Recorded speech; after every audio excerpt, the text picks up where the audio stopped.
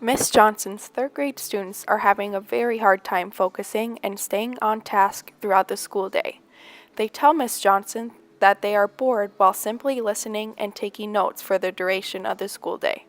This is when Miss Johnson realizes that there has been a lack of hands-on activity throughout her classroom. Parents and educators are frustrated with the decline of experimental learning in schools. Being hands-on is especially important in the classroom because it allows students to engage in kinesthetic learning. Studies have shown that kinesthetic learning, where a student carries out physical activities rather than listening to a lecture, is the most popular type of learning with students.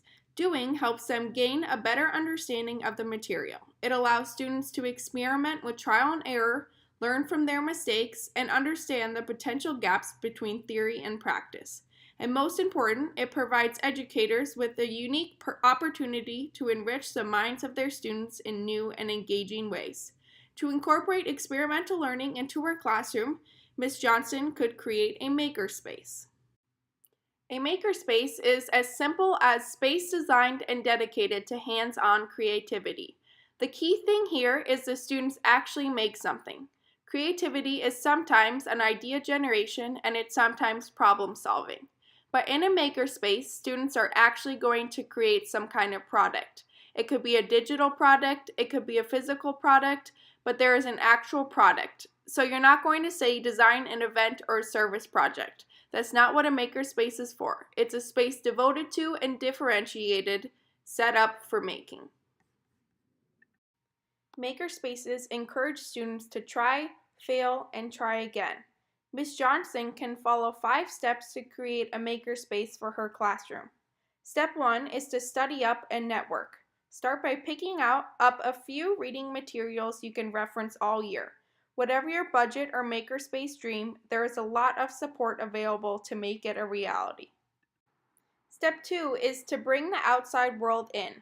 Ask your community for help. Makerspaces can use everything from cardboard boxes to office supplies to popsicle sticks. Come up with a list of projects and necessary supplies. Then, deliver the list to local businesses, local cafes, put it on social media, and think about parents too. Also, bringing in members of the community for maker demos and class projects bridges the gap between classroom learning and the outside world. Step 3 is to turn any space into a makerspace and give time to explore. Take a good look, walk around your school, noting where you could easily manipulate the space to offer the chances for low-stakes, creative STEM-based learning and for bigger group projects too. Step 4 is to start a design challenge practice. Once you've got a makerspace assembled, commit to making creativity and innovation routine in your school by hosting regular design challenges. Whether weekly, monthly, or once a semester, design challenges events can quickly build maker momentum in your school community. The goal is to get students engaged in design thinking, collaboration, and problem solving. Finally, step 5 is to get creative with curriculum. Maker education should connect to classroom learning. Consider ways to incorporate maker projects into your everyday unit lesson plans as well as long-term projects. Embedding maker culture into curriculum learning creates a long-term practice with measurable outcomes.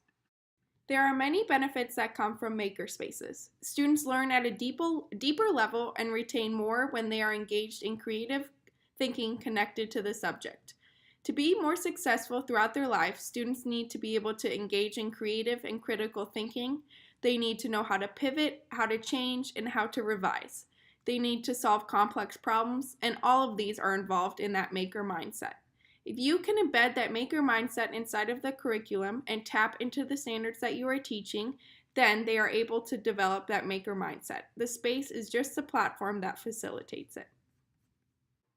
This is an example of what a makerspace could look like in Ms. Johnson's classroom.